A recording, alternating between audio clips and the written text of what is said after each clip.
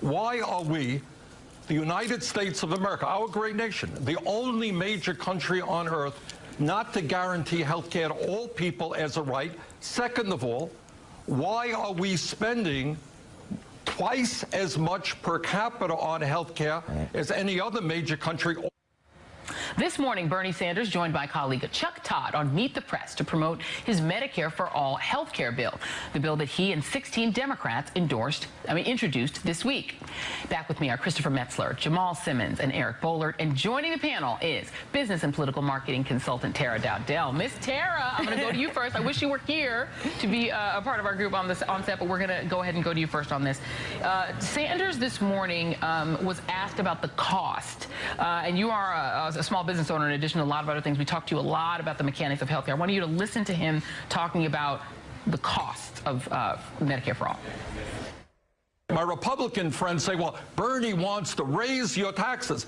They forget to conveniently mention that Bernie wants to do away with the private insurance premiums that you're now paying. We replace private insurance premiums with Medicare premiums. The average middle-class worker saves money.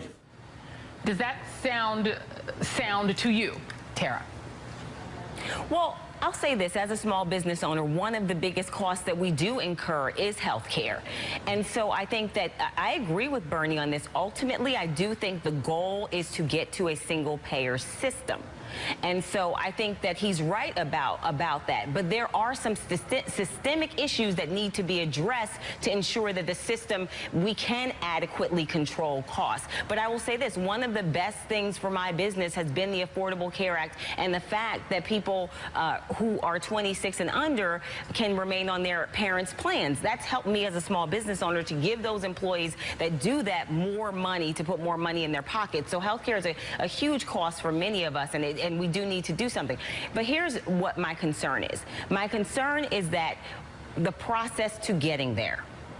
That's the big concern for me, because while I think it should be the ultimate goal, we should fight for it. At the same time, we have to recognize if we can't even protect the Affordable Care Act, which is again under assault, if we cannot protect that, then we're never going to get to single payer. So we do need to focus in the short term right now on protecting what we have, because if we can't get that, I don't see how you get to single payer. And Jamal, I guess that is my question too, is that are Democrats completely taking their eye off the ball while there is a bill that is working its way through the Senate trying to get 50 votes that would repeal the Affordable Care Act? Are Democrats taking their eye off Obamacare too soon? No, absolutely not. I think actually what Democrats are doing is really smart, because what we're saying is not only are we're not just going to play defense on the thing that's on the table, we're actually going to go further. And so we're going to push the debate in the direction where we want it to go. And when we ultimately cut a deal, we're going to cut a deal that's going to be better for most people in this country. I think this is maybe something they even learned from Trump. Whenever Trump goes into a negotiation, if you push back on him, he doesn't move toward you. He moves away from you. He goes even further in the direction he wants to go. It's a smart play for the Democrats, and it's actually, I think, might get us into a better Unless place. you're Chuck and Nancy, then he caves in like 30 seconds. I also wonder, Chris, I got to tell you, my Republican friend, are Democrats potentially moving this direction in the direction your party wants it to go? Because here is some of the cost estimates for doing Medicare for All. Sanders' estimates are that it will be $1.4 trillion a year. The Urban Institute says it's really $2.5 trillion a year. The Committee for a Responsible Federal Budget says $2.8 trillion a year. When you talk about how to pay for that, where that would come from, it would come from various taxes. Republicans' favorite topic, 7.5% income-based premium paid by employers. So employers aren't going to get a tax cut, they're going to get a tax hike. 4% income-based premium paid by households, so American households get a tax hike. Eliminate the tax breaks for employer premiums. That raises you another $4.2 trillion.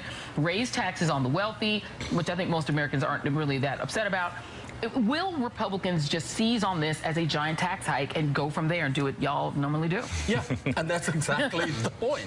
That's exactly, and I think really rather than call it single payer, essentially what we'll do is we'll move in that direction and call it Trump payer.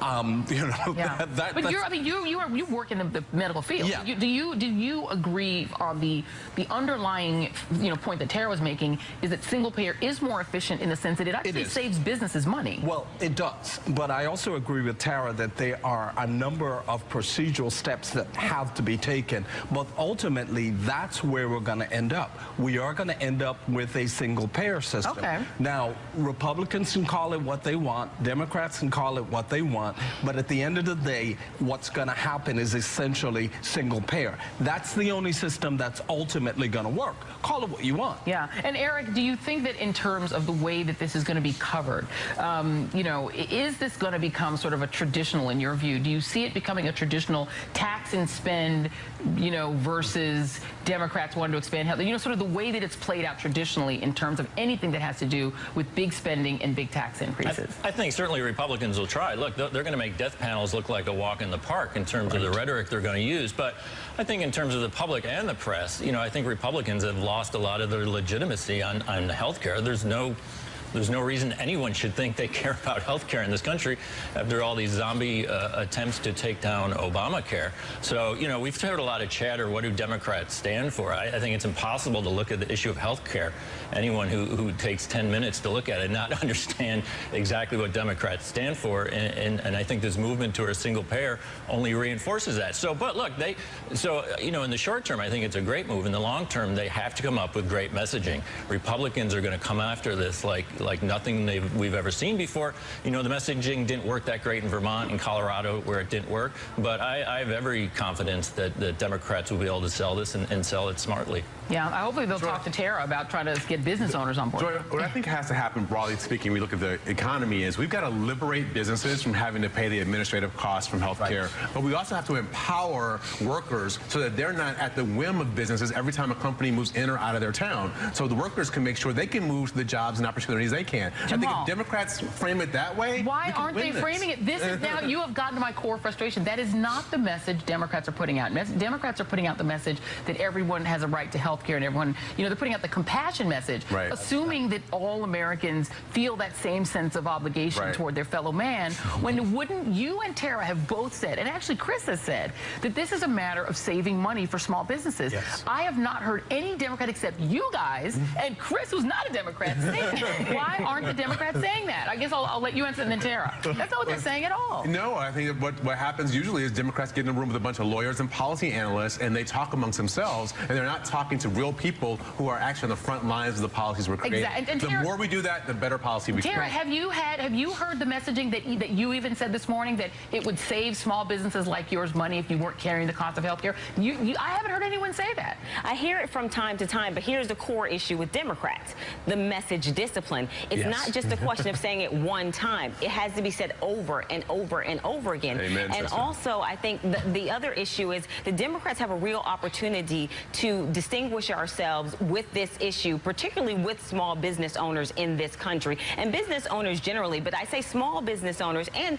minority business owners in particular who bear so many burdens of costs, who can't access capital. There is a real opportunity to take this message on the road and for Democrats to unite around this message, but it has to be done smartly and it has to speak to people's passions and concerns. And we also have to understand, though, as a party, and this is where the risk is, as a party, what we have to understand is our party is really diverse and sometimes there's some competing interests. And what we have to understand is we have to also be to some degree flexible because different people in our party weight things very differently. Well, I sure do wish we're out of time, but we don't let the Republicans talk. No, we love Chris. He's our friend. It's too bad that the party doesn't have any consultants who are people of color and small business owners.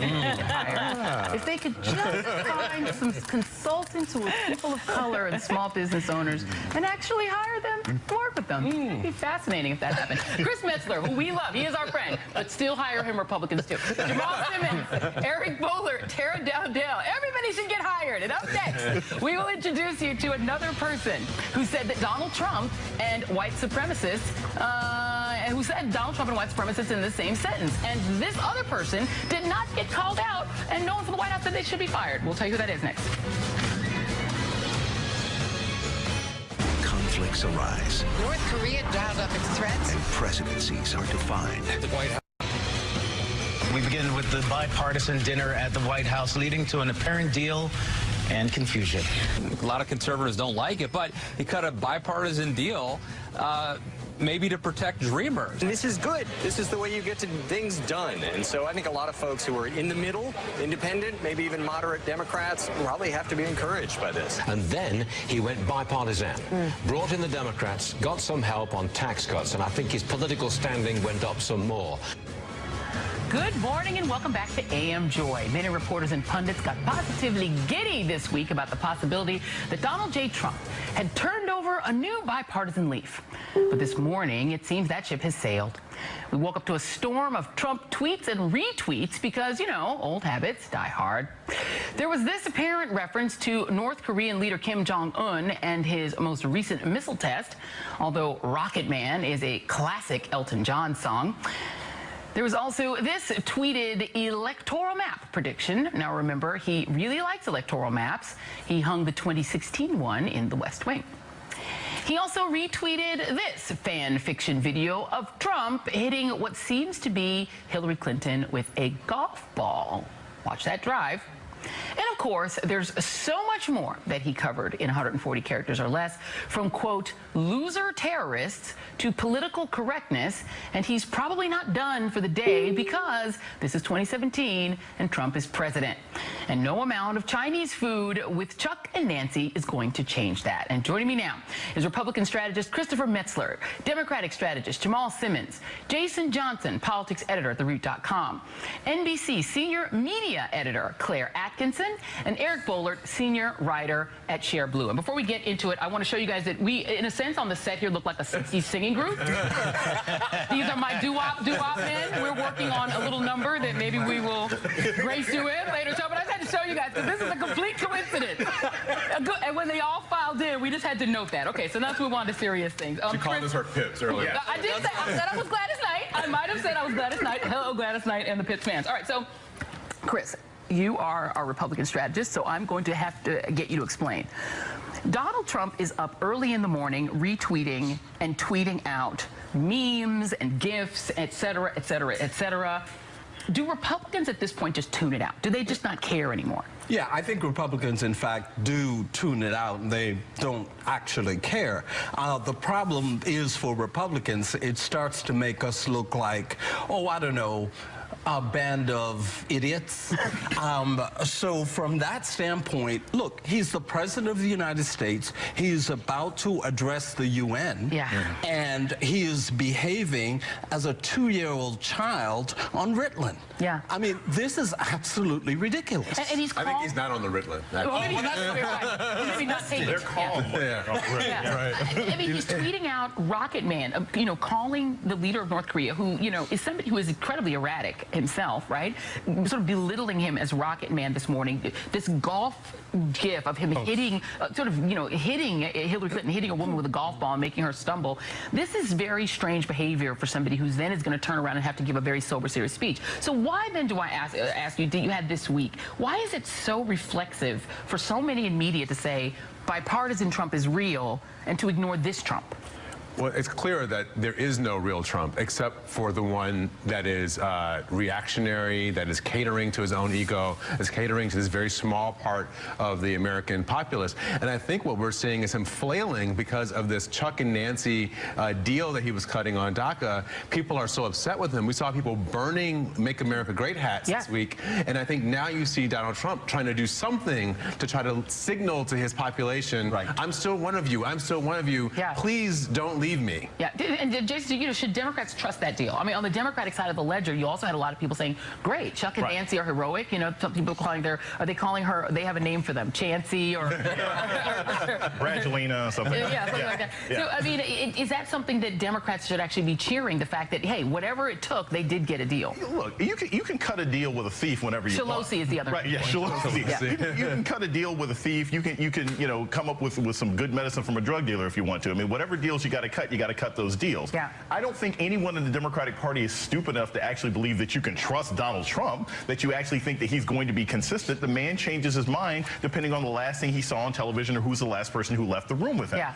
I think the bigger issue is this. What issues do you want to work with him on, and how consistent can you be about it? And here's the other thing I noticed about yesterday. You know, so you have people coming out and protesting Donald Trump. He sold us out. I don't care about any of that because they're still going to vote for him. Yeah. And they're still going to vote for anybody who supports him. But they burned their own $40 hats, and they're just going to buy more when he makes them happen. Exactly. So Well, I mean, and by the way, he is selling $40 USA hats Yes. on television while he's at disaster Yes. relief. and that does not offend me. We just had Katie Turk on in the last hour, and she made the point. None of it matters. Nothing matters. Literally nothing matters. Claire, I have to go to you. And first of all, welcome to the family. We know that you are now senior media editor here at NBC, so welcome to the family. I have to ask you about this because, thank you, there does seem to be a tick that the media does have. And, you know, we can kick off your media criticism sort of thing here at NBC with this. I want to read you some headlines from the New York Times, the LA Times, and USA Today on Donald Trump's sort of bipartisanship. Energized Trump sees bipartisan path, at least for now. Week 2 of Donald the bipartisan. Cries of betrayal from some on the right. Trump, Pelosi, and Schumer. Bipartisanship is back at the White House. And you even had a New York Times article on September 9th that literally says that labeled Trump an independent, bound to no party. Trump upends 150 years of two-party rule. He's still trying to gut and dismantle Obamacare. His Justice Department is dismantling everything to do with policing reform and still trying to mass deport people.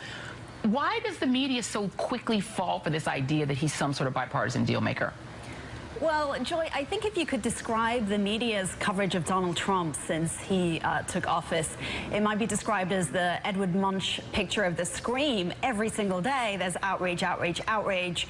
And now we're in the middle of September. The United Nations speech will come. And I think the press maybe just needs a new story because perhaps everybody's just worn out of the same kind of daily outrage. And, you know, there's a new narrative required.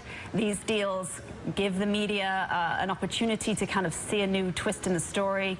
But, I mean, this whole week has been amazing. You've seen right-wing press kind of just go at Trump, particularly Breitbart with its kind of nightmare headline on the DACA story, its description of how John Kelly won't let anybody in the room with news clips during the day. He gets his briefing in the morning. He gets to see a very specific type of story.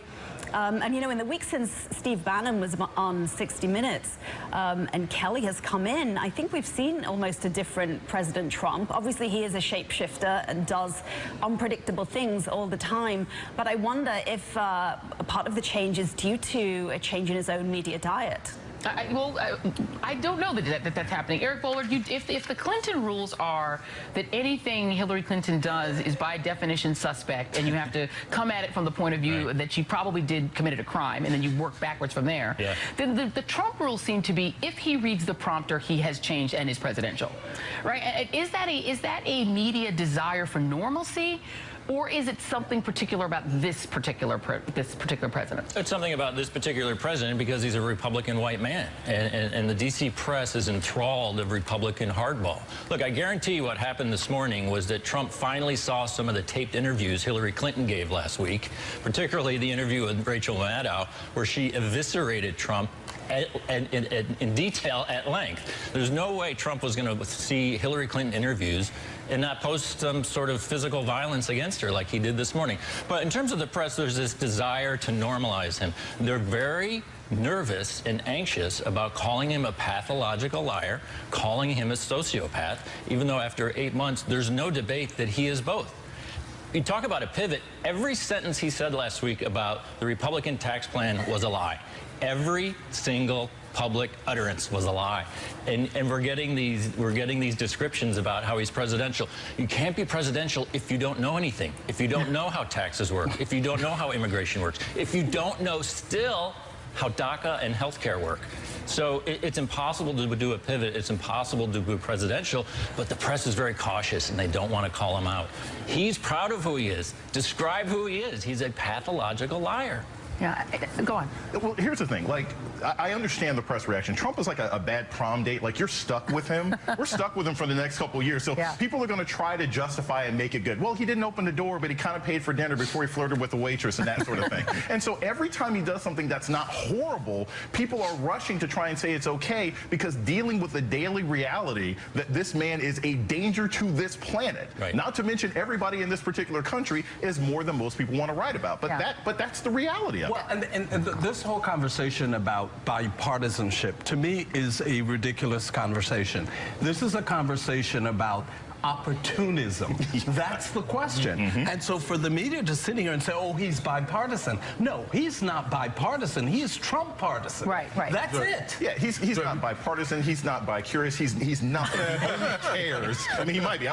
He only cares about what he can look good at. This is something else about us, too, because I do believe that we saw a poll this week that we helped release from Gen Forward at University of Chicago, and they talked about education. And when people judge their own education schools, they'll say, oh, my school is about an A or a B. They judge schools at large, they say, oh, schools at large are C's and D's. Right? If we say that something's wrong with Trump, maybe there's something wrong with us. And I think there's something in that maybe there's something wrong with us if we fully acknowledge how bad this man is and how unqualified he is to be president. I think it's important. And Claire, you know, when I spoke with Katie about her book, she writes a lot about the people who were at Trump rallies who looked like perfectly nice people, but who had on some of the most vile, vulgar, shirts that they were putting on their bodies with the C word. Women putting that on their bodies. A man with his wife and children wearing the C word emblazoned across the shirt.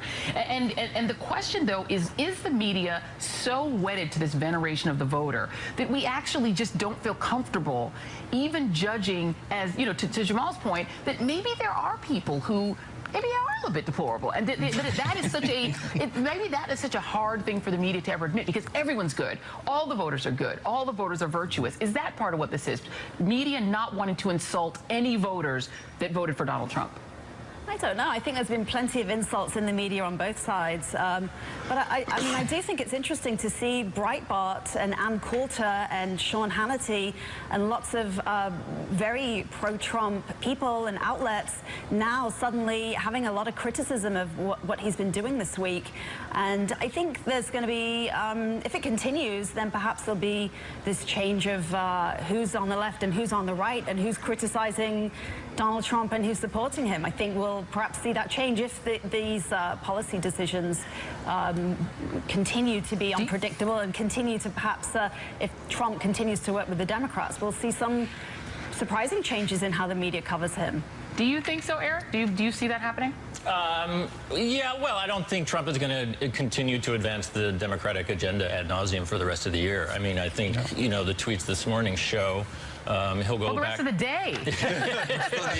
He'll go right back to what he did. But look, to your point, Joy, about the press and the voters, not only doesn't the press want to call voters out, they want to, hold them up as kind of virtuous. I mean, how many New York Times stories have we read about these, white Rust Belt voters? I mean, they've written at least 15 profiles since January, and never once do they ask, hey, isn't Trump racist, and why did you vote for a racist? It's all this softball stuff. So not only are they not asking questions, they're kind of, whitewashing this stuff in a very dangerous way. Yeah, Getty Images is probably sold out of working-class white who stares longingly out window. That photo is sold out. You can't buy anymore. I guess we'll all be back. And up next, Bernie's big single-payer play. Stay with us. The speech that the president gives, I think you can see it for yourself. I personally think he slaps the right people, he hugs the right people, and he comes out with U.S. being very strong in the end. Ah, yes, Trump administration officials have spent the last few days talking up Trump's next big moment on the world stage, his big speech to the United Nations General Assembly next Tuesday. That's right. This guy will be representing the United States in front of a forum consisting of nearly every world leader. What could possibly go wrong? Joining me now to discuss, Colonel Lawrence Wilkerson, former Chief of Staff for Secretary of State Colin Powell, and former Pentagon official Rosa Brooks. Thank you both for being here. It's good to see you both in person for a change. I have to start by asking you guys about the United Nations. I think a lot of Americans who didn't vote for Donald Trump and are not supporters of his have some feelings about him getting up in front of the world stage and representing the country.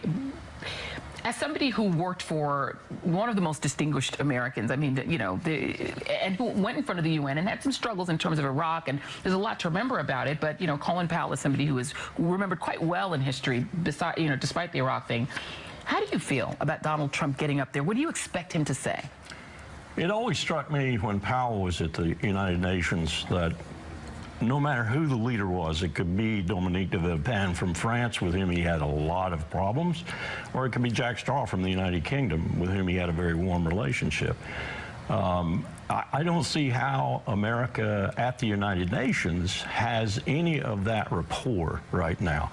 Whether it's false, real, or in between, I just don't see how, because we have such a bombastic, bellicose, unpredictable man in the White House. Yeah. And his disciples, Nikki Haley from my home state of South Carolina, once again distinguishing my home state, seems to be right there with him, salivating so hard to be Secretary of State that she can't hardly, as one person said, she learned how to spell foreign policy last week, and she's going to be the Secretary of State, most likely. It is amazing, to say nothing of the, Barack Obama standing up there and sort of the contrast between, what we had and what, Barack Obama represented, and somebody who, the person who would have been President, Hillary Clinton, having run the State Department. And just it is going to be an interesting change in the sort of the way we are perceived. But I have to read you, this is a tweet from Donald Trump, because his attitude toward the UN has not exactly been warm. This is from December after the election, and he tweeted, "The United Nations has such great potential, but right now it's just a club for people to get together, talk, and have a good time."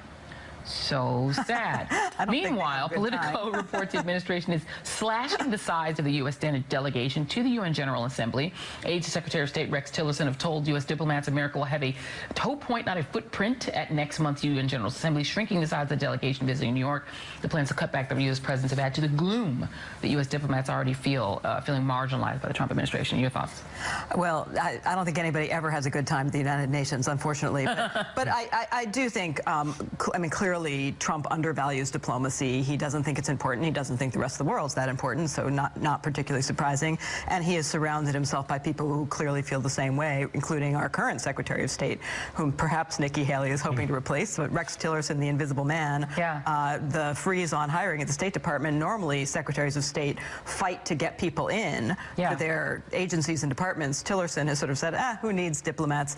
I do think, though, that those who expect Trump to make a fool of himself in this speech are probably going to be disappointed, in the sense that we know that Trump, every now and then, every third time, has the ability to stick to the teleprompter. And I think that his speech at the UN is going to be one of those moments where he actually sticks to the teleprompter.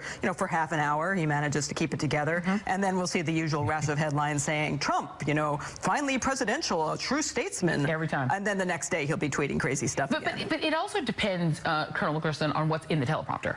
We know, or we surmise, that Stephen Miller writes a lot of his speech, and that sort of Bannonite worldview, which is that the United States, we have to go back to the sort of great nation states rule, where we don't have multilateral obligations, where first we were pulling out of the Paris climate deal, now I'm not so sure we're doing it. But that kind of unilateralism, that's what's going to be in the prompter, right? I'm a little more concerned with the what I would call parallel meetings. I understand he's going to meet with Abe and he's going to meet with Moon, South Korea's president. And I'm wondering what the conversations are going to be like, because we do have a burgeoning crisis on the Korean Peninsula, much like we had in 1994, only it's very different this time in the sense that they're already a nuclear weapon state. We can argue about where that might be in its particulars, but they are a nuclear weapon state. So that presents a new problem. And I agree with David Petraeus, who said bellicosity, belligerence can be a strategy, but it's awfully dangerous in this respect. And just this morning, Rosa, we had Donald Trump to that very point tweeting, and he went on a tweet storm, tweeting lots of artwork and stuff and gifts. And he also tweeted, I spoke with President Moon of South Korea last night, asked him how Rocket Man is doing. Long gas lines forming in North Korea, too bad. We presume Rocket Man is Kim Jong-un. We have all these discussions about which faction in the White House is going to control the remarks on the teleprompter. Will it be the Miller faction, or will it be the Mattis-McMaster group trying to keep him a little saner? But I think Colonel Wilkerson is right. At the end of the day, it doesn't really matter, because Trump will be Trump, and he will revert to Trumpness. And even if he sticks to the teleprompter, once he's in those private bilateral meetings, who knows what's going to happen? And that's the most dangerous thing. thing. It's not, belligerence can be a strategy. In Trump's case, it's not a strategy. It's just random spurts of crazy. Yeah. And unfortunately, you know, they can shake the world. Yeah. It's the President of the United States. It's the art of the deal. It's the art of the deal. It was not written by Donald Trump. We have to remind our viewers it's written by Tony Schwartz. Right. So we have a situation, Colonel Wilkerson, where we have a dearth of people in diplomatic posts, particularly in East Asia, at this moment. No ambassador in Seoul. Right, so that we do not have a full. You can put up the list here of who's missing in terms of the diplomatic posts in East Asia. We're missing diplomatic posts that are important. 2 out of the 4 of those boxes that you see on your screen are not there. We have an we have an unfilled assistant secretary for Eastern Asia. The U.S. ambassador to South Korea is an unfilled position. So we don't even have full staff. So how can there also be these stories that there is parallel background planning for a potential war with North Korea if we don't even have a fully staffed State Department? Well, what worries me more than the State Department not being staffed is who is advising McMaster on the National Security Council staff, and what are they telling him, and what is he able to get through with John Kelly and Jim Mattis too to the president that's the president then responds to. Right. Because increasingly since about 1970, the real power's in the NSC staff. I found that out big time when I was at the State Department. I knew it was already true for the Pentagon to a large extent, but the State Department is really a functionary agency now, consular affairs and so forth. The real power is in the NSC staff. So who is giving him advice that's reasonably sound and sane and getting through to the president? That's the real question. And that reminds us once again that the person who used to be the National Security Advisor, used to be Michael Flynn, and he had lots of embeds in there. We don't know how many are still left. What a world. Thank you very much, Colonel Lawrence Wilkerson and Rosa Brooks. Always great to talk to you guys. Great to talk to you actually in person.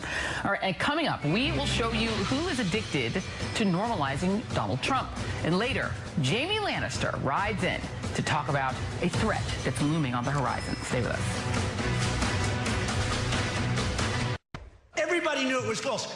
Amazingly, there's a media group that calls the media. And the next day, they did the most beautiful story about what a lie it was from NBC. She's back there, little Katie. She's back there. What a lie it was.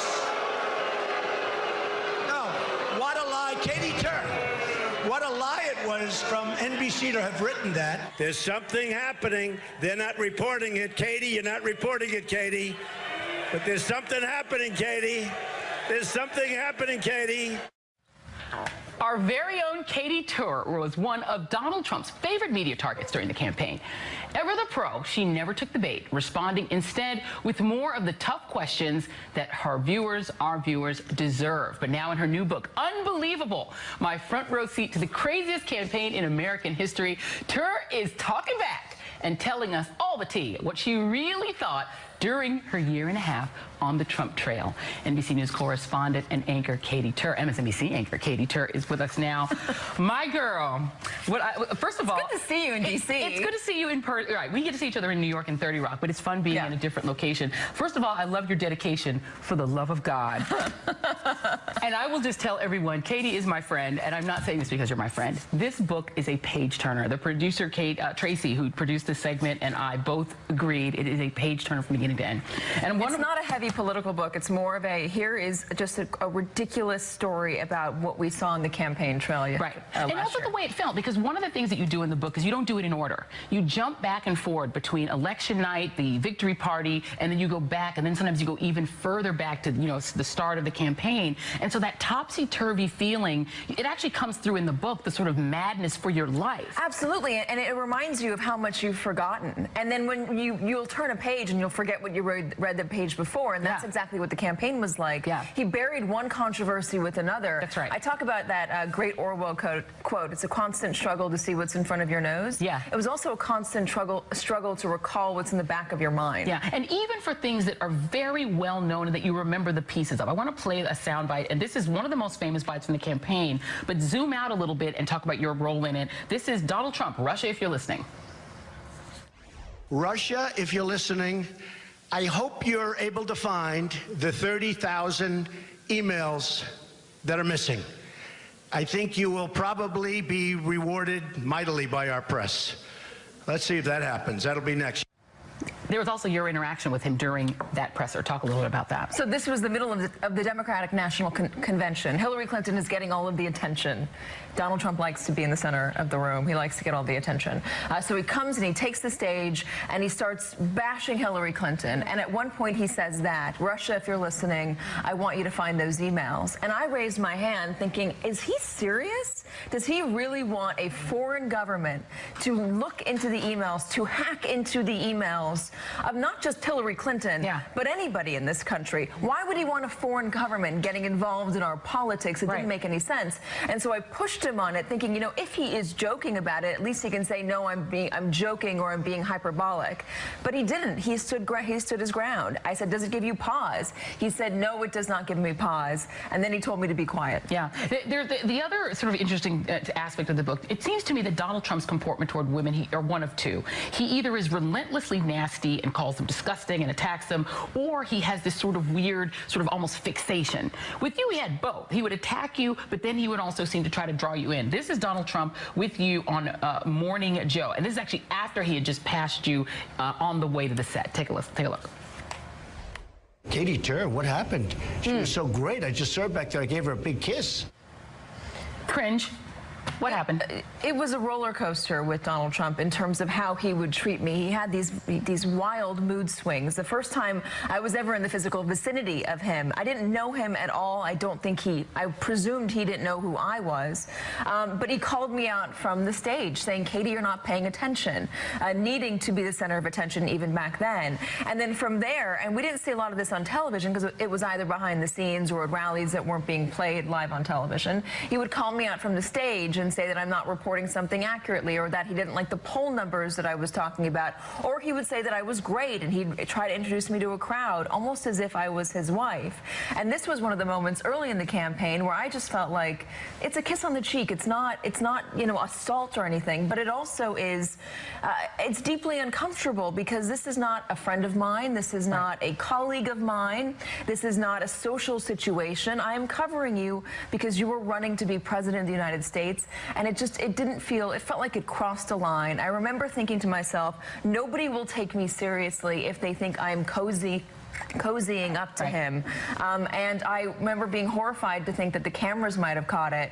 They did not, only for Trump himself to take the stage and to mention it, brag about it. But it feels like him bragging about it was a way of sort of asserting sort of a dominant role over you. Do you get the sense that sort of in that Maggie Haberman sense that he craved your approval? Did you get the sense he was just attracted to you and upset that you were not returning it? Like, what did you think that was about? I think he wants to be liked. He wants to be liked fundamentally, and he wants to be approved of.